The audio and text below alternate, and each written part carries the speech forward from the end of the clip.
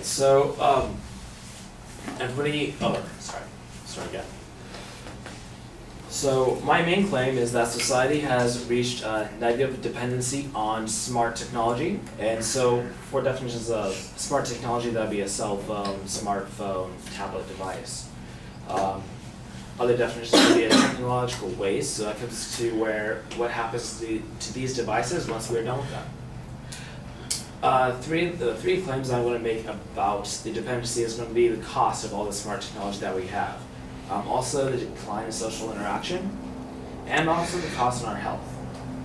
So we all have cell phones, and actually one of the biggest fears that people have is to lose their phone. That actually comes down to about,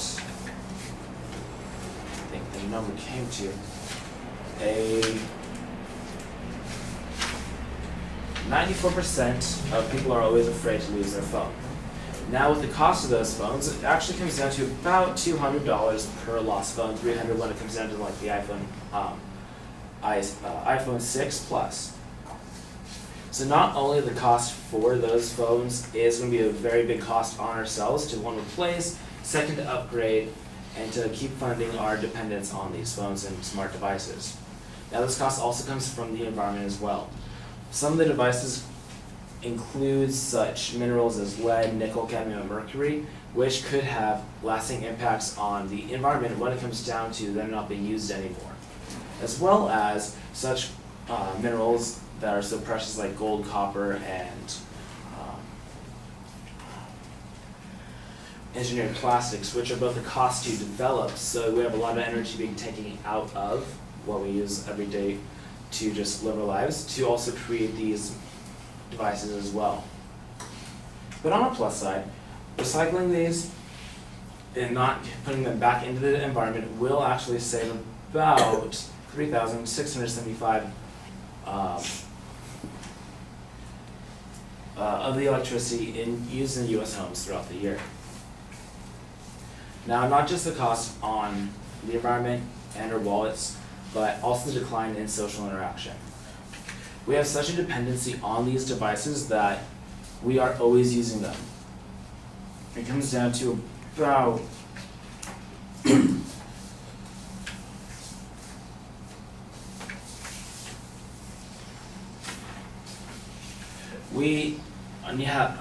we're so dependent on these that nearly 60% of people in a survey taken in June of 2012 in a Times magazine article that these people always were checking their phones, whether it be just waking up from bed or before they go to bed or throughout their daily lives. One statistic comes that 40% of people are checking their phones while using the bathroom. We can't get disconnected at all. Other examples of how so connected we are the constant need to be texting, to be taking photos, Instagramming, and that can be seen now in the sudden urge to have a selfie stick, which are now becoming banned at such places as amusement parks. Even Coachella put a ban on these selfie sticks, which will show how much dependent we are on using these devices to stay connected. We're now not being able to enjoy these experiences, but we actually are living through these experiences through the mobile device or even that tablet in front of our faces as we walk around theme parks or even these music events. They want so bad to even museums have banned them as well. Now these are not only a cost on our social interactions where they've taken away from our ability to talk to people face to face, seen in a survey from the United Kingdom where it has actually taken out the ability to communicate face to face. It's also created an anxiety to where people are afraid to not use a cell phone when talking to people. Also with that, it has created anxiety even to use the devices, creating such fears of cyberbullying as seen also in some of these surveys that have been taken as well. So as you can see, so the use of these technologies is not only a cost on the environment, to our lively well-being throughout the day, our costs on our energy resources as well, but also our ability to communicate with people, to enjoy our daily lives, like enjoy life in its moments as well. But it's also taken out of our ability to enjoy life, but from being nervous to interacting with people, from not being able to get up from the couches, as seen in another survey and research done, to where a lot of these uses of information and communication technologies can be leading to obesity that would affect our enjoyment of health as well. So overall, I would say is use the technologies, but also learn to disconnect and enjoy the life around you, because it will enjoy your health, it will help keep the environment much nicer, as well as create a much better social interaction with everyone else. Thank you.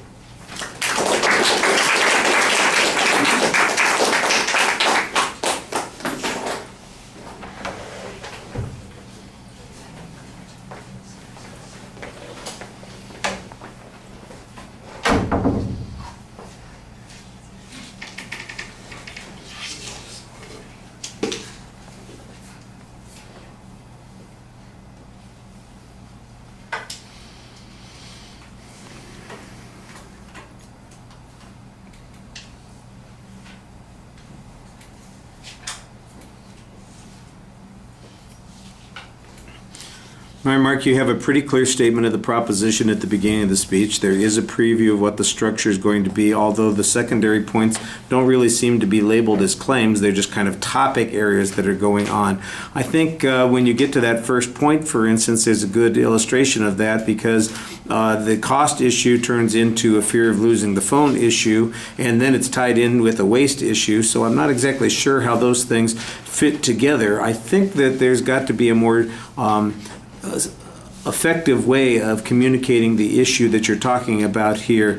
What we spend on our cell phones, what it costs us in terms of anxiety, and what it costs us environmentally. Maybe those could be separate claims. I'm not sure why they have to all fit together in this particular category, and none of them really get much development. I don't know what the total amount of waste is. I don't know what the cost is. I don't even, 94% of people are afraid of losing their phones. You know what? It wouldn't surprise me that 94% of people are afraid of losing just about anything that they had. So the question is, how many of them do lose their phones? I didn't get any statistic on that, and I don't know what the costs are, except that people are afraid of that. Now, if the fear thing is preventing people from doing something, then you ought to be able to identify that and quantify it, and I don't really get any information on that.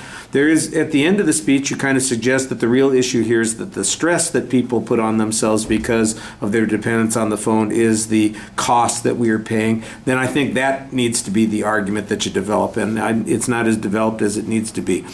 Transition to the second point was clear. I knew that you were on the second point. I think it could be a little bit smoother. I'm not sure what the harm of doing all that checking is, except we're back to this kind of notion that there is this thing that's hanging over our head that causes us some kind of problem. Are we less efficient as a consequence? Do we not pay attention to the people that we're interacting with? Are we losing relationships? The distraction thing, there ought to be plenty of ways that you can document what the cost of distraction is, even if it was just dependent upon people driving and texting. I mean, there's a talk about a cost of distraction that is easy to get us some numbers on. The evidence that you cite is not always completely cited. I got kind of a vague reference to a Time magazine thing. You mentioned something about UK data, but I never heard any reference to it and never heard any numbers on that particular point. Sometimes it sounds like you're kind of having to put together the argument as you're presenting it, and when you do that, the statistics don't sound like they were being cited effectively, and I think that undermines your credibility a little bit. I thought the start of your summary sounded like it was really going to make the argument a little bit clearer and rescue a little bit some of the points that you were making, but about halfway through that summary you start kind of repeating yourself and going off on some other tangents, and then I thought you lost focus again. So you need to edit that summary and just get back to the main points that you're trying to make. All right, thank you.